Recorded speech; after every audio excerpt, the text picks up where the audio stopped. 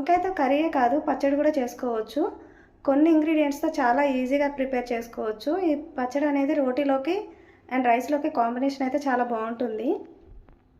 Water తీసుకొని అందులో కొద్దిగా సాల్ట్ వేసుకోవాలి. తర్వాత తీసుకున్న వంకాయని ముక్కలుగా కట్ చేసేసి అందులో వేసుకోవాలి. నేను పెద్ద వంకాయ ఉందని ఇది తీసుకున్నాను. చిన్న వంకాయలు కూడా తీసుకొని చేసుకోవచ్చు. పొయ్యి మీద ప్యాన్ పెట్టుకొని నూనె వేడయ్యాక కొద్దిగా జీలకర్ర 10-12 ఎండుమిరపకాయలు వేసుకోవాలి. అవి వేగిన తర్వాత పక్కకు తీసేసుకొని కట్ చేసుకున్న వంకాయ ముక్కలు కూడా వేసుకొని కొద్దిగా సేపు కలుపుకొని మూత పెట్టేసుకొని ఉడికించుకోవాలి. మూత పెట్టేసి వంకాయ ముక్కలు ఒక 10 నిమిషాలు ఉడికించుకోవాలి. ఇలా స్మూత్గా అయిన తర్వాత వాటిని పక్కకు తీసేసుకొని కట్ చేసుకున్న టమాటా ముక్కలు వేసుకొని అందులో కొద్దిగా చింతపండు కూడా వేసుకోవాలి. తర్వాత ఒక 5-6 వెల్లుల్లి రెబ్బలు కూడా వేసేసుకొని ఉడికించుకోవాలి. ఫస్ట్ అయితే ఎండుమిరపకాయలు మిక్సీ పట్టేసుకోవాలి. ఇలా మిక్సీ పట్టిన తర్వాత వేయించుకున్న వంకాయ ముక్కలు కూడా అందులో వేసుకొని కచ్చపక్కగా మిక్సీ పట్టాలి.